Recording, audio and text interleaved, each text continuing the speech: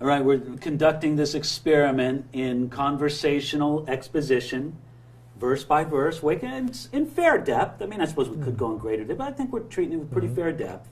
And now we come to Exodus chapter 22, verses 18, 19, and 20. They deal with 3 death sentence crimes. Just boom, boom, boom. Now, but before you even read it, isn't it kind of interesting that these laws, it seems kind of random. First he was talking about property, then he was talking about the bride price of a virgin, and now he's talking about 3 crimes worthy of execution. Yeah, is there any rhyme or reason to this? Is this just like just a random list that was put together? Okay, the general theme is instructions given to judges. Apart from that general theme, you're kind of dealing with a structure that's kind of similar to something you might find in the book of Proverbs. Here's a proverb, there's a proverb. No necessary connection, although you'll see it kind of sometimes dealing in sections with things, but no, generally you're just talking about various laws that we're doing. So what are some of the various laws that we're dealing with right here? Well, it says there in verse 18, "You shall not permit a sorceress to live. Whoever lies with an animal shall surely be put to death. And he who sacrifices to any god, except to the Lord only, he shall be utterly destroyed." Okay, so what are our... I mean, bam, boom. Yeah. What are our 3 capital crimes there? Number 1? Sorcery. Right. Okay. Number 2? Bestiality. Okay, and then number 3? Number 3 is worshiping a false god. All right, idolatry through sacrificing to another god. Wow. All right, well, maybe we take these apart just one Okay, by let's one. look The at it. first one was sorceress. You shall not permit a sorceress to live. Now, it is interesting that here, and it's true in the original Hebrew as well, it's in the feminine. Did God think it was okay if you had a male sorcerer? Well, I would say no. Okay, then why does it highlight the female sorcerers? Is it more the idea of like a witch type of situation? Well, that's true. In the old King James Version translates witch instead of sorceress. I mean, so the idea is similar. But I think one of the reasons why a woman would be highlighted here is because there would be naturally more sympathy given to a woman. And God says, no, even if a woman is convicted of sorcery. So, I mean, in sort of condemning the more difficult case, God is also condemning the less difficult case if a man was guilty of the same sort of sorcery. Interesting. So, now, listen, what is this kind of sorcery?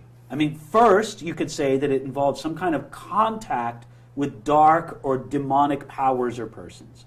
A spirit medium, an occultist, what we would think of a witch or something like that. Secondly, it also had a connection with altered states through either drugs or potions or some other strange things. And in the ancient world, there was understood to be a connection between drug taking and occultic kind of practices. So it'd be almost like, hey, you're part of us, you have to take this substance type mentality? Yeah, and this substance will, by its hallucinations, bring you to another realm of consciousness.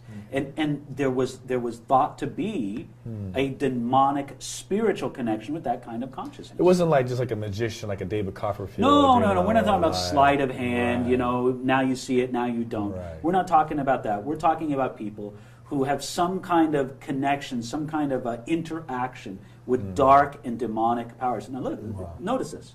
The fact that God says you shall not permit a sorceress to live, it shows that this kind of communication is possible. Interesting. I mean, I don't know if people take that seriously enough. That there are people who really have some kind of interaction with the demonic realm, and not in a good way, but in a dark way. Oh, I think about, like the Ouija boards. I think about, that movie that really was kind of a hit, that Paranormal Activity, which I don't know if it was real or not, but it was perceived like it was this house was, there was a ghost in this house. Haunted in some way. Haunted in some way, and it's really out there. I mean, I feel like our culture is really into that kind of stuff. I feel like there's even something on Discovery Channel, like Ghostbuster type people that go into a house and connect with here it is. People have an ache for the spiritual, and especially for spiritual reality.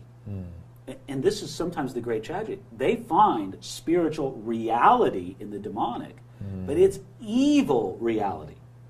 Look, demonic spirits and the occultic stuff that's around them and the darkness that they bring, it's real, but it's totally malevolent. And that's why God said, for ancient Israel, I'll not allow a sorceress to live.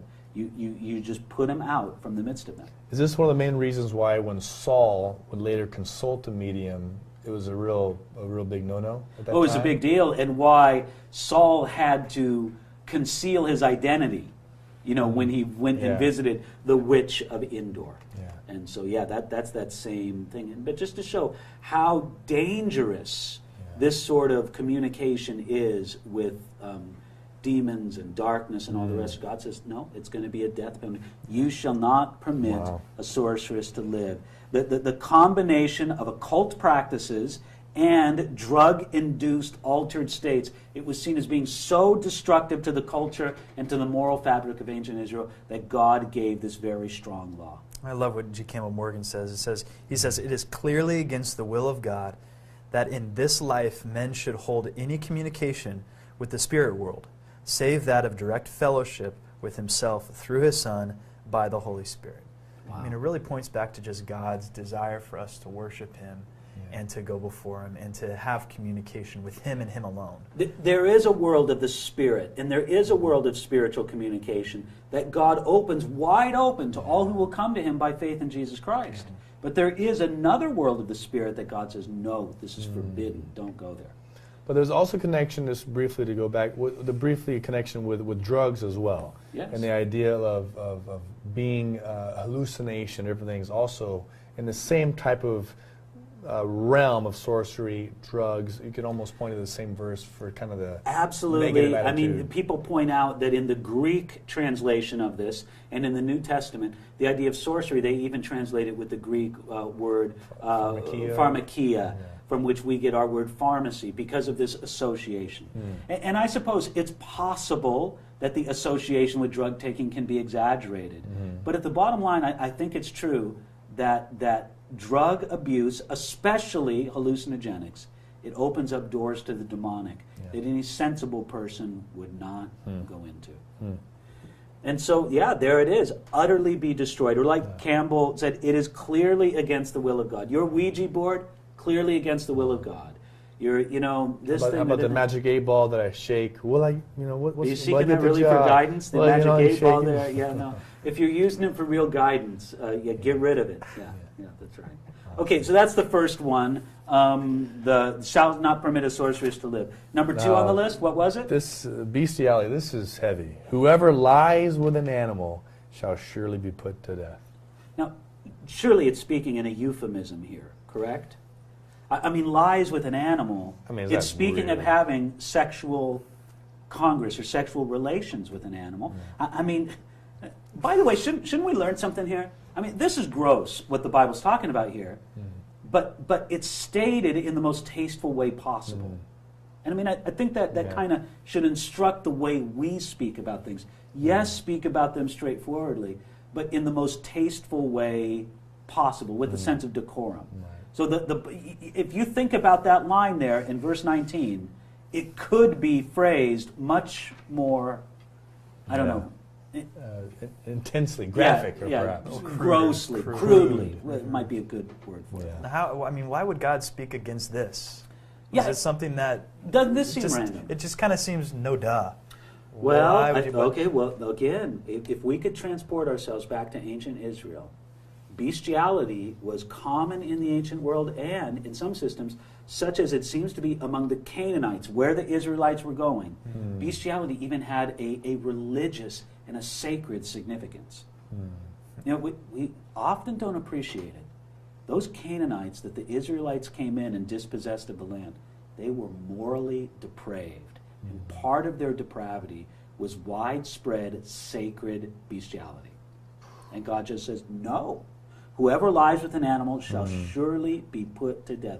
It was prevalent among the Canaanites, and it seemed to have some sacred or religious significance. Was it for pleasure purposes or for worship purposes? I think they would combine them. Combine them, yeah, I think so. And don't we often want to take whatever we perceive as giving us pleasure and assign some worship significance to it, to kind of give us more of an excuse, more of a rationalization to do it? Definitely.